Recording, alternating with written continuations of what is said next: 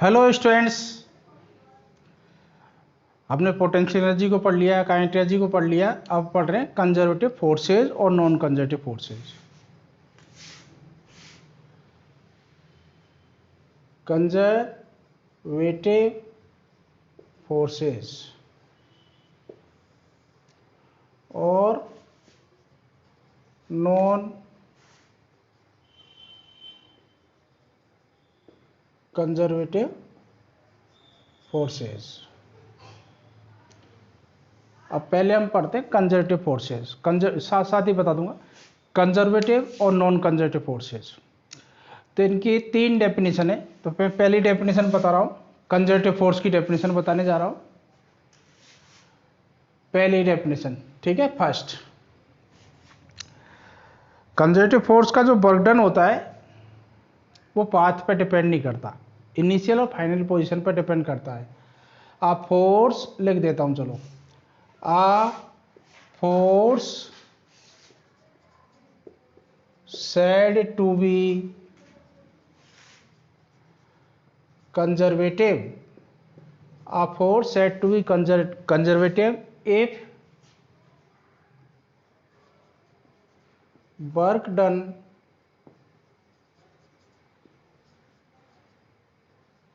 depends on its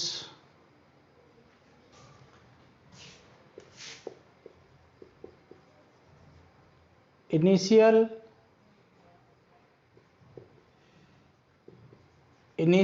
and final position। कोई अब किसी फोर्स का burden, a force said to be conservative if work done by the force is depend on its initial and final position। तो a force said to be conservative if work done by the force है, work done by force depend on its initial and final position। अगर work done initial और final position पे ही depend करता है, यानी it means path पे depend नहीं करता, not depend on path. Shortcut लिख देता हूं, not depends on path, path पे डिपेंड नहीं करता, तो फोर्स कंजर्वेटिव होता है। जैसे एक ऑब्जेक्ट को ए से और बी पर हम लेके गए, तो ए से बी पर इससे ये फर्स्ट पाथ हो गया, ये सेकंड पाथ हो गया और ये थर्ड पाथ हो गया। तो तीनों पाथ का burden first, burden of second path और बर्डन ऑफ थर्ड पाथ अगर सेम है, तीनों पाथ का अगर बर्डन सेम है, बर्डन फर्स्ट पाथ इस पाथ के फोर्स, किसी फोर्स से ए से बी को इस पाथ से लेके गए तो बर्डन हमने फर्स्ट पाथ का लिख दिया, इस पाथ से लेके गए तो बर्डन हमने सेकंड का लिख दिया और इस पाथ से लेके गए तो बर्डन हमने थर्ड का लिख दिया। अगर बर्डन पाथ पर डिपेंड नहीं करता है, यानी इनिशियल और फाइनल पोजीशन पर डिपेंड कर रहा है, ए से गए बी पर, तो इनिशियल पोजीशन ये है और फाइनल पोजीशन बी है, इनिशियल और फाइनल पोजीशन पे ही डिपेंड करता है, तो फोर्स कंजर्वेटिव होता है। अगर इनिशियल और फाइनल पोजीशन पे ही डिपेंड कर रहा है तो फोर्स कंजर्वेटिव है। अगर ये बर्डन, अब नॉन कंजर्वेटिव डेफिनेशन क्या होगी, अगर ये बर्डन इक्वल नहीं है, नॉट इक्वल, W सेकेंड और W थर्ड नॉट इक्वल है, तो ये नॉन कंजर्वेटिव फोर्स होगा, जस्ट अपोजिट इसकी,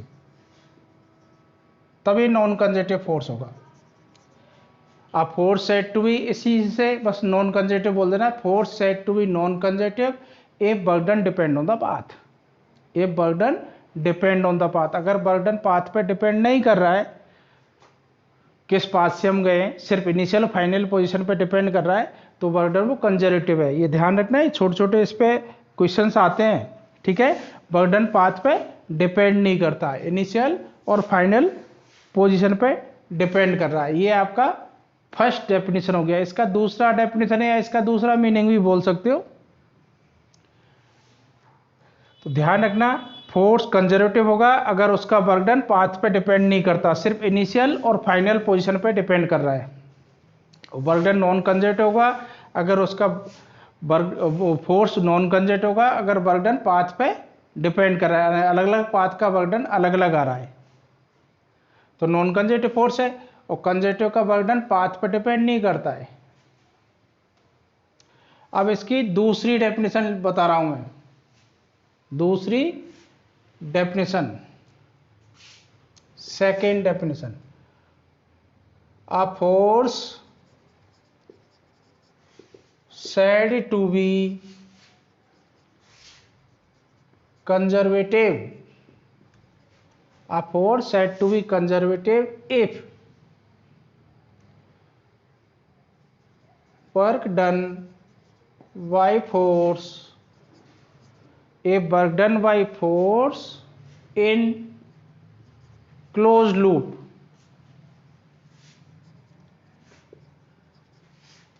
closed loop is 0. A force said to be conservative if work done by the force in closed loop is 0. अगर work done close loop के अंदर 0 है, close loop का मीनिंग हुआ जैसे ए से स्टार्ट हुआ और बी पर गया ऐसे, और फिर बी से वापस ए पर आ गया, ये क्लोज लूप बन गया।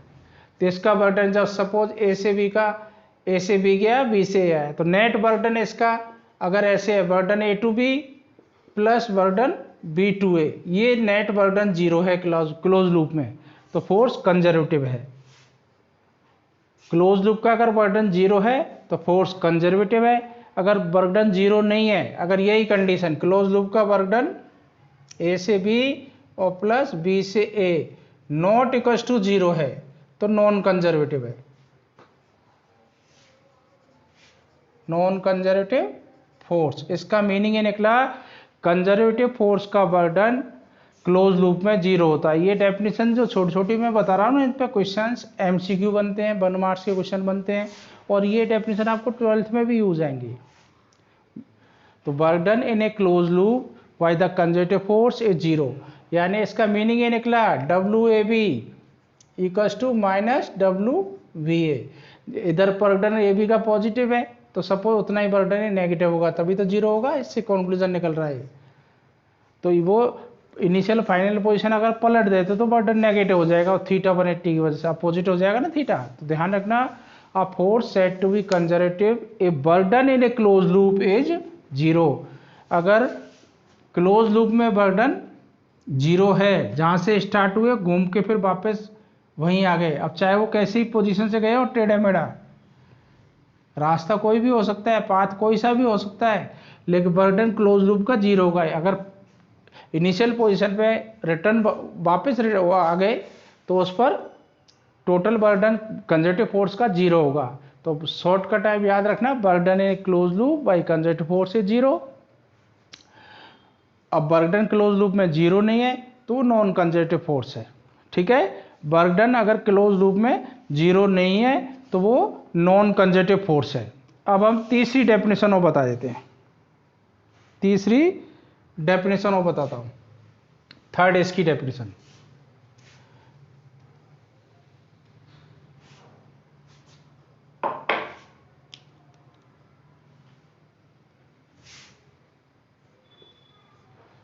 किसी भी क्लोज पाथ में अगर मूवमेंट कंजर्वेटिव फोर्स का है, जैसे इन ए क्लोज पाथ, ऐसे बताता हूं, पहले एक्सप्लेन कर देता हूं।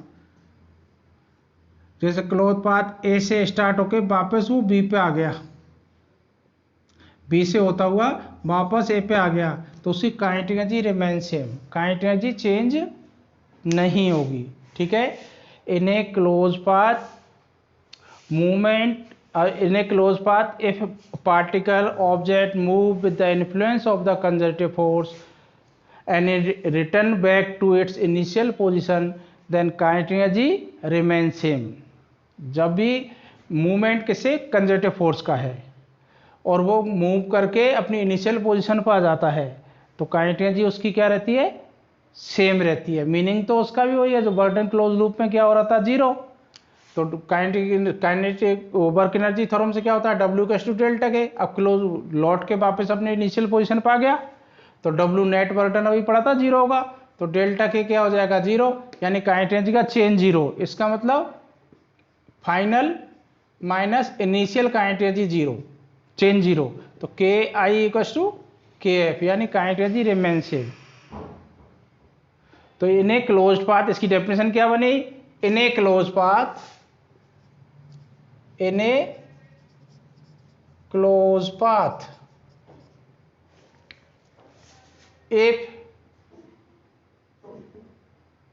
if a body moves by influence of conservative force, यहां लिख देता हूं, influence by conservative force, a body moves by influence of conservative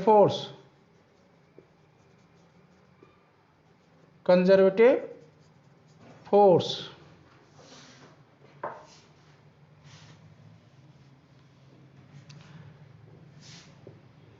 then its kinetic energy remain same when it return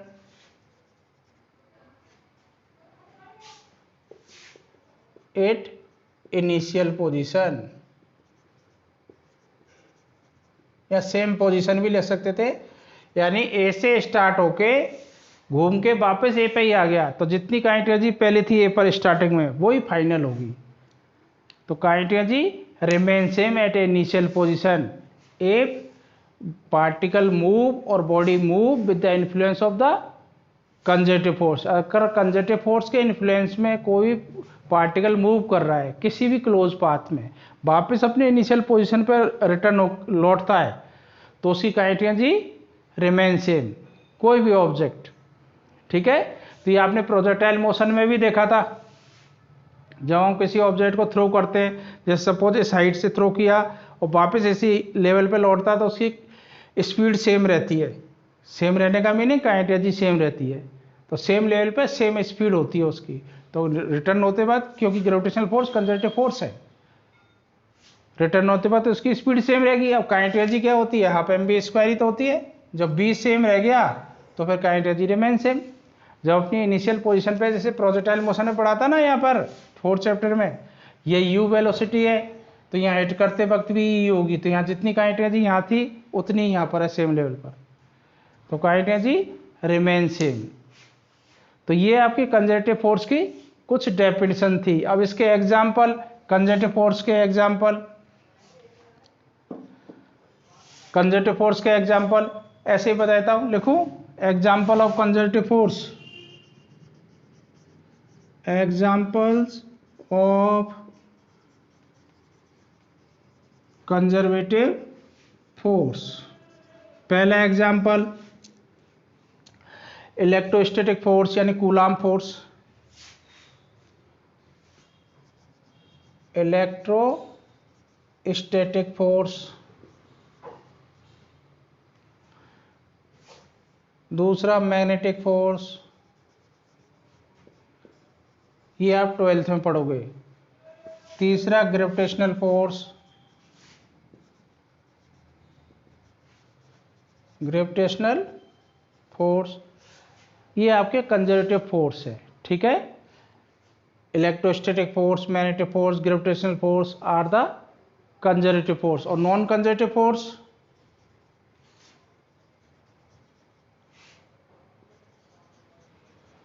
non conservative force, viscous force, frictional force, friction force, viscous force,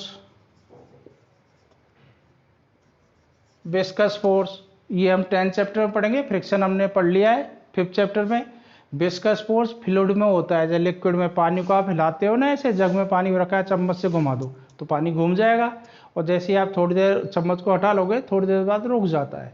तो रुकता किसके कारण है, जो water की layer है उनके between जो रेजिस्टिव फोर्स लगता है, अपोजिंग फोर्स लगता है, वो विस्कस फोर्स होता है। वो एयर में भी होता है, फ्लूइड में होता है, एयर और गैस में, वो विस्कस फोर्स, ये नॉन कंजर्वेटिव फोर्स है।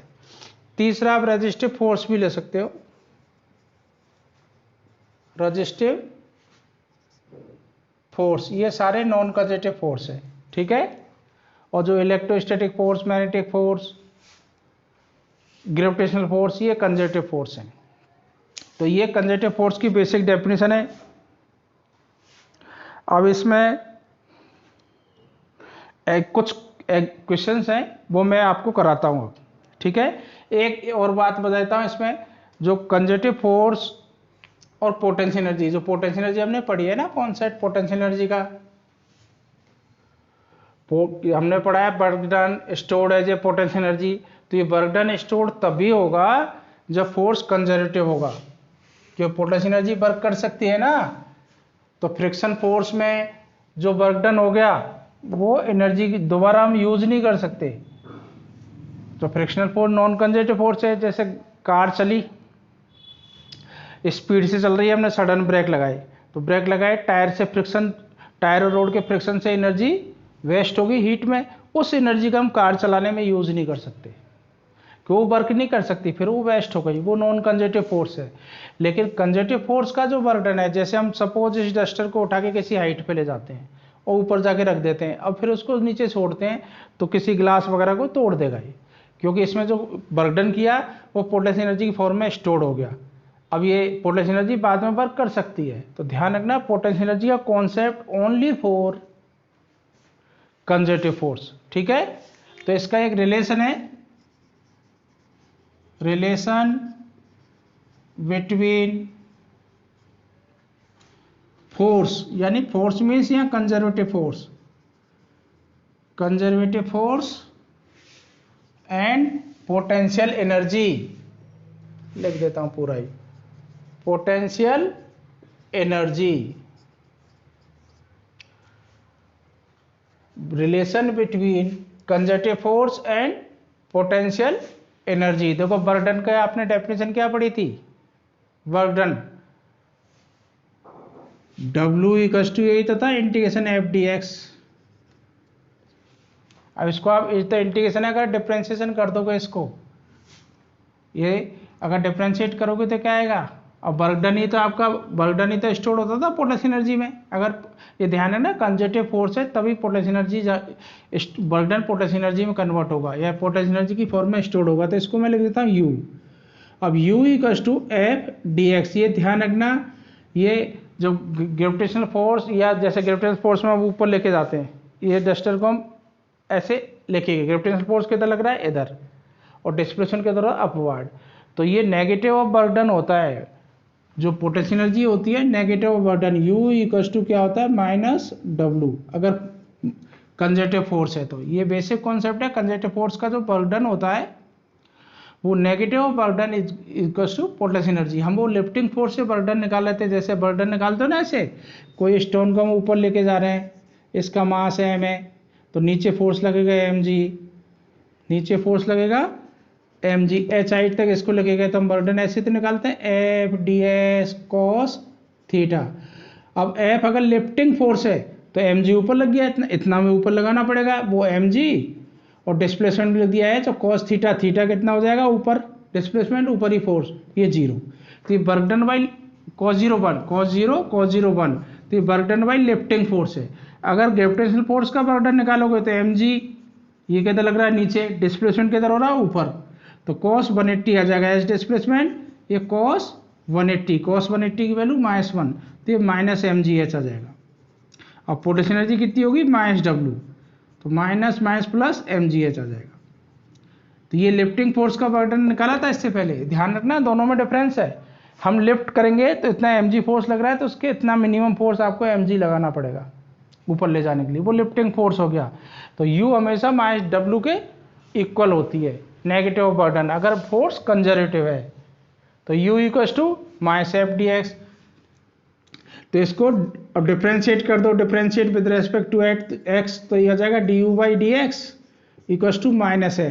ये इंटीग्रेशन, इसका इंटीग्रेशन का डिफरेंशिएशन करते हो सिंपल वही आ जाता है f। तो f इक्वल्स टू क्या आ गया, -du/dx, यानी पोटेंशियल एनर्जी का जो x के साथ रिलेशन है with respect to x differentiate कर दीजिए, फोर्स आ जाएगा। तो कंपटीशन पे इस पे रिलेटेड काफ़ी क्वेश्चंस आते हैं, तो ये ध्यान रखना। ये एफ और पोटेंशियल एनर्जी का रिलेशन है, F equals to minus D U by D X. इसको ऐसे भी ले सकते थे, जब डी यू इक्वल्स टू क्या आ जाएगा माइनस एफ डी एक्स। अब डी एक्स को इधर ले जाओ, जैसे आप इंटीग्रेशन डिफरेंशियल में थोड़ा कंफ्यूज हो, मैथ के स्टूडेंट तो इंटीग्रेशन को पढ़ लेंगे, इंटीग्रेशन जस्ट अपोजिट होता है डिफरेंशियल का। तो D U by D x और ये हो गया माइनस एफ, तो इस डी एक्स को इधर ले गए तो एफ इक्वल्स टू क्या आ जाएगा minus D U by D X. ये डेरिवेशन वगैरह एग्जाम में नहीं आता, लेकिन ये कॉन्सेप्ट आपको ये फॉर्मूला याद रखना होगा, F equals to minus D U by D X. यानी पोटेंशियल एनर्जी को आप with respect to S differentiate कर दीजिए तो वो फोर्स आ जाएगा। अब ध्यान रखना ये फोर्स कंजर्वेटिव है, ये भी इंपॉर्टेंट बात है। पोटेंशियल एनर्जी सिर्फ कंजर्वेटिव फोर्स के लिए यूज होती है, यानी कंजर्वेटिव फोर्स का बर्डन पोटेंशियल एनर्जी की फॉर्म में स्टोर होता है, तो तभी तो वो दोबारा वर्क कर देती है। जो नॉन कंजर्वेटिव फोर्स है उनका बर्डन पोटेंशियल एनर्जी की फॉर्म में स्टोर नहीं होगा, दोबारा उससे वर्क नहीं हो सकता। जैसे फ्रिक्शन में जो एनर्जी लॉस हो गई उससे गाड़ी दोबारा, कोई भी कार गाड़ी ट्रेन स्टार्ट नहीं हो सकती, क्यों वर्क नहीं कर सकता वो। तो ये कुछ आपके ये रिलेशन था, तो रिलेशन कंपटीशन के लिए तो बहुत इंपॉर्टेंट है ये, F equals to minus D U by D X. ये भी ध्यान रखना, अगर वर्क डन कंजर्वेटिव फोर्स का है तो confirm work done potential energy की फॉर्म में स्टोर हो जाएगा। ठीक है, अब कुछ एग्जाम्पल इसके मैं करा देता हूँ आपको। तो देखो पहला एग्जाम्पल मैं इसमें पढ़ रहा हूँ, ये कुछ एग्जाम्पल इसमें नोट्स में लिखे हुए हैं, इन्हें पहला पढ़ रहा हूँ। Prove that gravitational force is conservative. Prove that, पहला example, prove that gravitational force is conservative. देखो पहला एग्जाम्पल अपने अपने नोट्स में देख लो। प्रूव दैट, हाँ, प्रूव दैट ग्रेविटेशनल फोर्स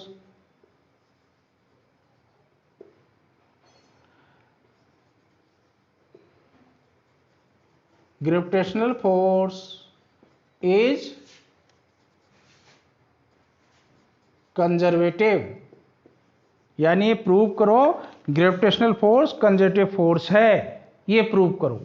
तो देखो हमने पहली डेफिनेशन, कोई किसी भी डेफिनेशन का आप यूज कर सकते हो, हमने पढ़ी थी कि कंजर्वेटिव फोर्स का बर्डन पाथ पे डिपेंड नहीं करता है। तो देखो हम एक एग्जांपल लेते, ये ग्रेविटेशनल फोर्स है, ग्रेविटेशनल फोर्स का हम बर्डन निकालेंगे। ये कोई ऑब्जेक्ट है जिसका मास m है, ये ग्राउंड पे रखा हुआ है, इसको h हाइट पर हम यहाँ ले गए, इसको यहाँ ले गए सीधा h हाइट पर। ठीक है, ये पाथ फर्स्ट हो गया। तो डिफरेंट डिफरेंट पाथ का बर्डन सेम आना चाहिए, हमें प्रूव करना है। तो वर्क डन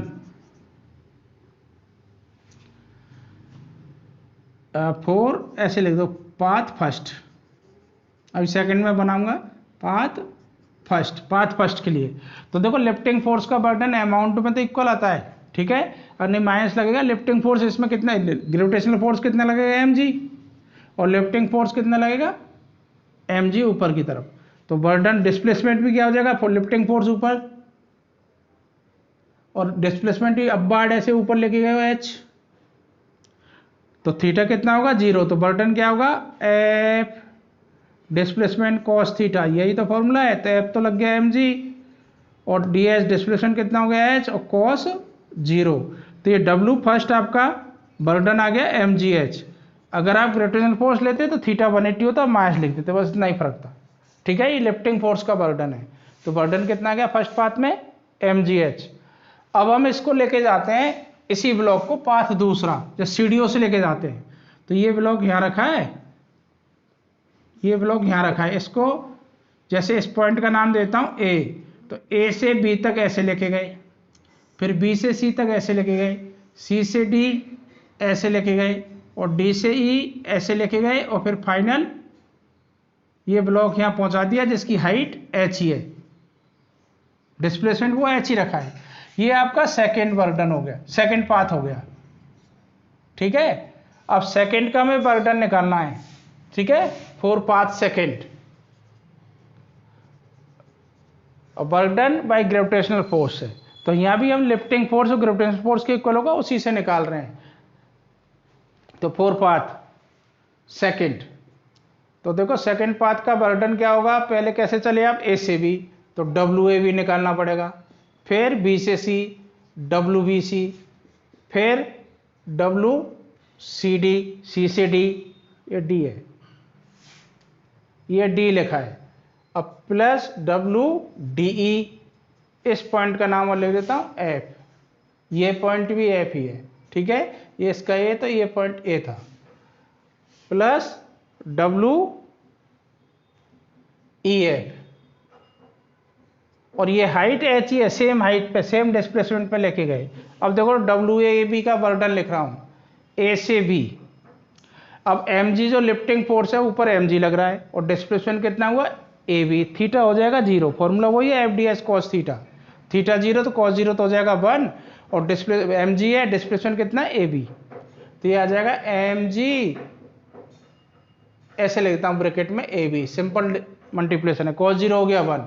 अब BC, BC में देखो लिफ्टिंग फोर्स ऐसे लगेगा आपका mg, और डिस्प्लेसमेंट ऐसे है, ये डिस्प्लेसमेंट है, ऐसे लिख देता हूं, थीटा कितना हो गया 90, तो cos 90 की वैल्यू क्या होती है इस फॉर्मूले से 0, ऐसे लिखा जाएगा mg, डिस्प्लेसमेंट कितना है BC, और एक cos 90, और cos 90 की वैल्यू क्या हो गई 0, ठीक है। अभी तो मैं लिख दिया, आगे एक इसमें फिर एक और आएगा, उसको डायरेक्ट लिख देंगे डब्ल्यू सी डी, सी से डी तक, सी से फोर्स कितना लग रहा है सेम एम जी, डिस्प्लेसमेंट कितना है सी डी, थीटा क्या है 0, उधर ही फोर्स है उधर ही डिस्प्लेसमेंट है, तो ये एम जी, डिस्प्लेसमेंट कितना हुआ सी डी, कॉस 0 1 नहीं लिखा। अब डब्ल्यू डी ई, डी से ई तक एम जी ऐसे है, डिस्प्लेसमेंट ऐसे है, थीटा cos 90 हो गया, जैसे ये cos 90 0 होता है तो ये भी 0 हो जाएगा।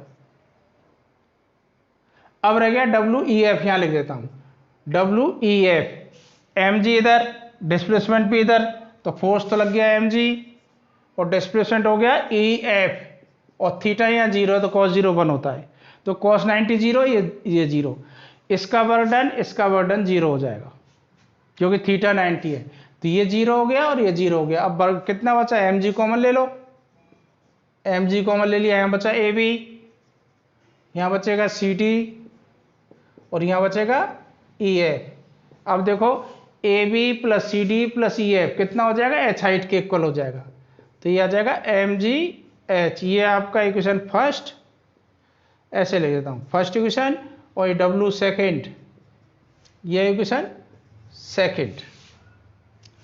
तो from equation first and second, W first equals to W second, यानी burden does not depend on the path, hence gravitational force is conservative force। तो burden इसका पाथ पे डिपेंड नहीं कर रहा है, इसलिए ये फोर्स कैसा है, कंजर्वेटिव फोर्स है, ठीक है। बर्डन पाथ पे डिपेंड नहीं कर रहा है, देखा अलग अलग पाथ का बर्डन वही आया, इसका मीनिंग निकला किसी स्टोन को आप सीधा रस्सी में बांध के छत पे खींच के रख दिया सेम हाइट पर, या आप सीढ़ियों से लेके चले गए, या पड़ोसी के घर से जाके छत पे रखे आए, हर केस में अगर हाइट सेम है तो बर्डन भी सेम होगा, पोटेंशियल एनर्जी भी सेम होगी, ये इसका मीनिंग निकल रहा है। यानी ग्रेविटेशन फोर्स का बर्डन पाथ पर डिपेंड नहीं करता है, therefore it is conservative force, ठीक है। तो ये इसका एग्जाम्पल हो गया एक। अब दूसरा एग्जाम्पल पढ़ रहा हूं,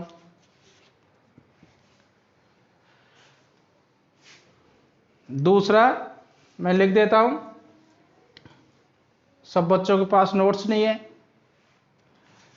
अब जिनके पास नोट्स हैं वो तो आप पढ़ लो। सेकंड, जिनके पास नोट्स नहीं है उनके लिए मैं क्वेश्चन लिख रहा हूं, how high must be body, how high must a body be lifted to gain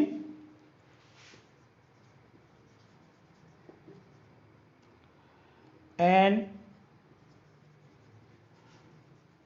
amount of potential energy equal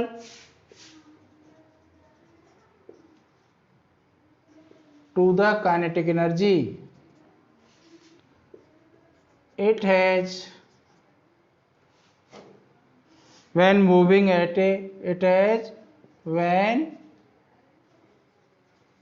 moving at a speed 20 metre per second. अब ये बोल रहे हैं how high must a body be lifted to gain an amount of potential energy equal to the kinetic energy, यानी हम कितनी height तक ले जाएं जो पोटेंशियल एनर्जी उस काइनेटिक एनर्जी के इक्वल हो जाए। It has when moving at a speed 20 metre per second, जब वो 20 मीटर पर सेकेंड की स्पीड से चल रहा है।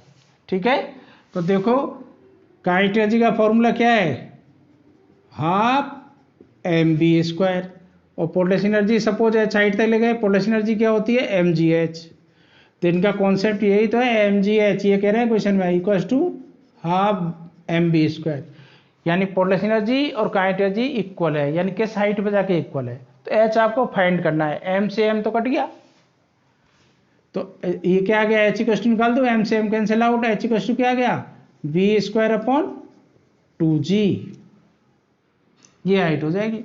अब b कितना दे रखा है इसने 20, तो 20 × 20 2 है। अब g 10 लेते हो तो 10 से कर दो, और g 9.8 जो गिवन है उससे। ठीक है, अभी मैं 10 ले लेता हूँ, g की वैल्यू 10 मीटर पर सेकेंड, 9.8 से भी कर सकते हो, 10 से g हो जाएगी 0 0, ये 0 कैंसिल आउट, ये 2 भी कट गया, तो 20 मीटर आ गई।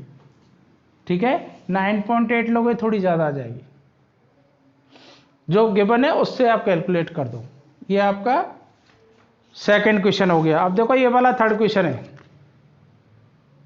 हाँ आप लोग देख लो, ये थर्ड क्वेश्चन इसमें लिखा हुआ है, पढ़ रहा हूं।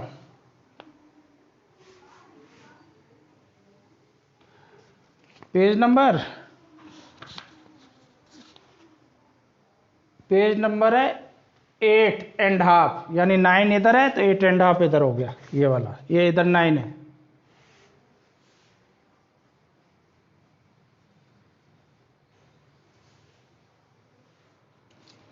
अब देखो third, a ball bounces to 80% of its original height. अब लिख देता हूं, a ball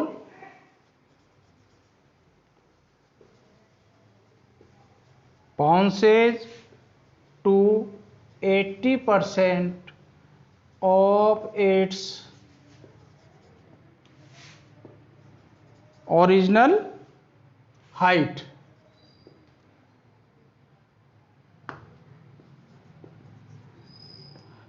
height,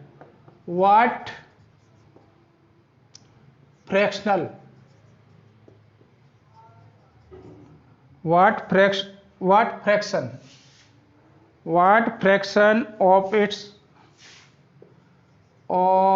its mechanical energy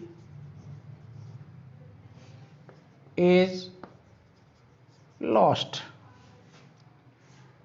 in each bounce।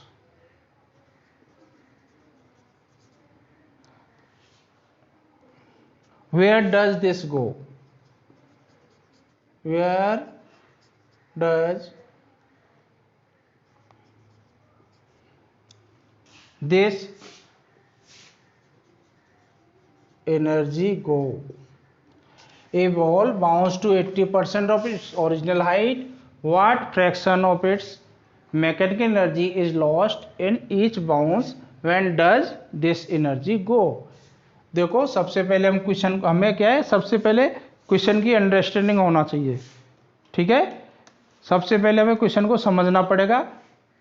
ये कह रहे हैं ball bounce to 80% of its original height, ball bounce हो गई, जैसे सपोज हम h हाइट मान लेते हैं ओरिजिनल, यहाँ से ये ग्राउंड हो गया, ये बॉल को यहाँ से ड्रॉप कराया तो ये h हाइट है।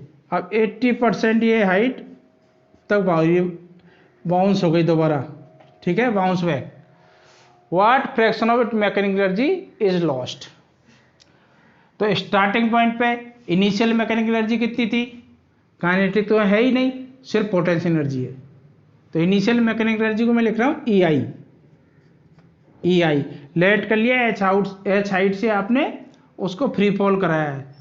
I फॉर इनिशियल, तो इनिशियल मैकेनिकल एनर्जी यानी potential energy plus kinetic energy.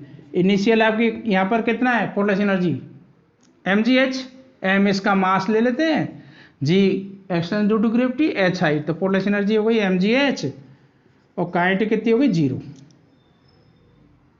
ठीक है, तो नेट EI कितना आ गया आपका mgh।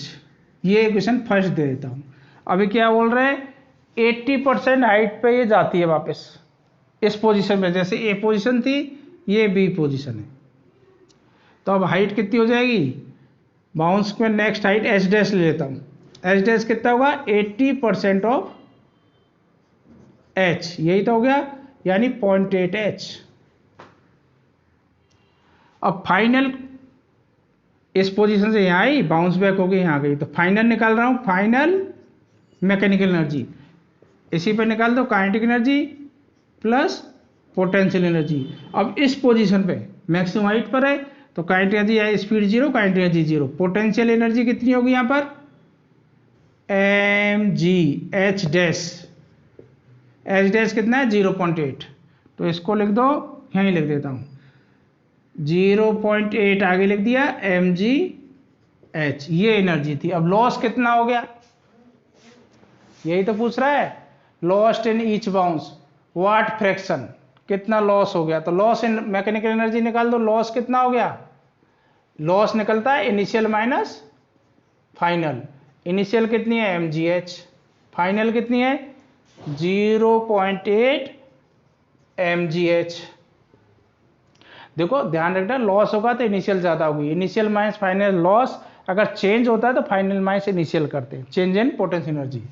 तो mgh हमने कॉमन ले लिया, 1 माइनस 0.8, अब 1 माइनस 0.8 कितना बचा 0.2, यही तो बचेगा।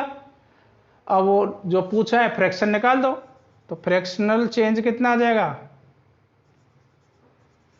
फ्रैक्शनल चेंज कैसे आएगा, लॉस अपॉन टोटल, तो लॉस कितना है, loss era mgh into 0.2 upon original कितनी इनिशियल mgh, तो mgh कट गया यानी 0.2, 0.2 भी लिख सकते हो, 2/10, ये 1/5 भी आ जाएगा।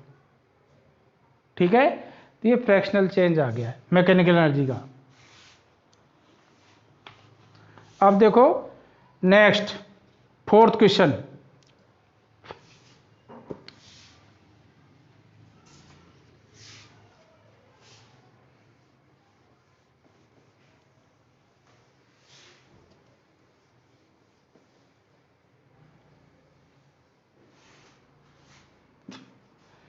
Fourth,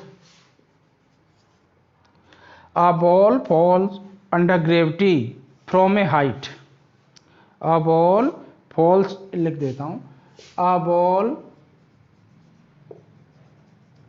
falls under gravity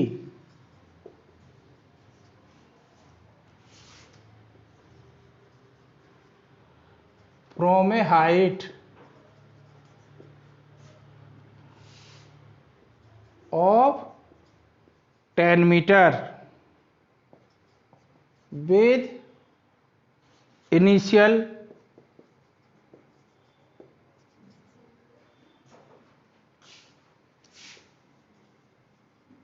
downward speed u,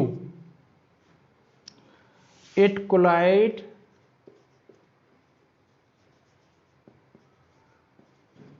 with the ground, with the ground, it collide with the ground, losses 50% of its energy, of its energy in collision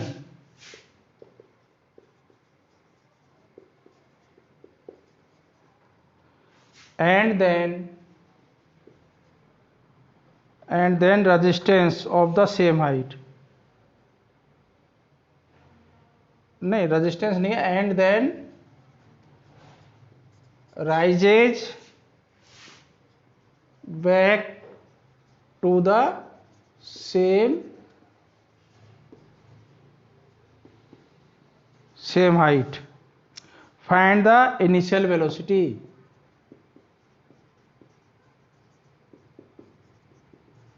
Find the initial velocity. Velocity u। अच्छा, इसमें जो इससे पहले वो question कराया था ना, where does this energy गो, जैसे लॉस हुआ था एनर्जी का, पॉजिटिव आया था, तो ये पूछा एनर्जी कहाँ चली गई। बॉल बाउंस बैक हुई थी ना, जो बॉल को यहाँ से छोड़ते हो आप, तो सेम हाइट तक नहीं जाती, क्योंकि जब ग्राउंड से टकराती है तो साउंड एनर्जी कुछ हीट एनर्जी में कन्वर्ट हो जाती है। तो वो एनर्जी जो लॉस हुई ना, वो किधर चली गई, वो साउंड और हीट में लॉस हो गई। आवाज़ आती है ना, साउंड भी तो एनर्जी होती है, तो कुछ लॉस हो जाता है साउंड एनर्जी। इससे पहले वाले क्वेश्चन का बता रहा हूँ, वेयर डज दिस एनर्जी गो, तो लॉस हुआ एनर्जी का किस में हो गया, साउंड एनर्जी और हीट एनर्जी में, इसलिए वो लॉस हुआ था। अब इसमें क्या बोल रहा है, इसमें भी लॉस ही बता रहा है, लेकिन लॉस पूछा नहीं है। A ball falls under gravity from a height of 10 metre with initial downward speed. ये कह रहे हैं एक बॉल है 10 मीटर की हाइट से, अब इनिशियल वेलोसिटी क्या होती है, 0। ये ऐसा नहीं है, इनिशियल वेलोसिटी से इसको थ्रो किया गया है और ऐसे नीचे आ रही है, downward speed U, it collide with the ground, ground से टकराई और यहाँ 50% इसने एनर्जी को लॉस कर दिया है, 50% लॉस कर दिया है एनर्जी का in collision, and then rises back to the same height, और फिर टकरा के वापस इसी हाइट पर 10 मीटर पर पहुंच गई। Then rises back to the same height, find the initial velocity, तो u कितना था, ठीक है। तो सबसे पहले इनिशियल मैकेनिकल एनर्जी निकालो, इतना u से इस स्पीड से फेंकी थी, इतनी हाइट से टकरा गई, 50% लॉस कर गई कोलिजन से, और फिर भी सेम हाइट पे पहुंच गई। तो आपको ये बताना है कि इसमें इनिशियल स्पीड कितनी थी, तो इनिशियल मैकेनिकल एनर्जी निकालो, इनिशियल मैकेनिकल एनर्जी, इसको मैं सिंबल दे रहा हूं EI, तो ये होगी kinetic energy plus potential energy. तो काइनेटिक एनर्जी कितनी होगी, हाफ mv², m इसका मास ले लेता हूं, तो ये हो जाएगा half mu², this is the kinetic energy. Potential energy होगी mgh, तो mgh कितना है, 10 मीटर, ये 10 लिख दिया। ये आपकी टोटल एनर्जी हो गई, हाफ m, एक बार h ही लिख देते हैं इसको, ठीक है, बाद में 10 पुट कर देंगे, h की वैल्यू यहाँ 10 है ना लास्ट में जाके, तो ये हो गया हाफ mu² प्लस mgh, इतना ही रहने दो। ये काइनेटिक, ये पोटेंशियल, ये इनिशियल एनर्जी हो गई, और लॉस्ट कितना हो गया, 50%। तो रिमेनिंग एनर्जी आफ्टर कोलिजन कितनी रहेगी, 50% रहेगी, 50% लॉस हो गया, और रिमेनिंग एनर्जी आफ्टर कोलिजन कितनी रह जाएगी, 50%। 100 में से अगर 20% लॉस हो रहा तो 100 - 20 80 रह जाती, तो 50% रह जाएगी।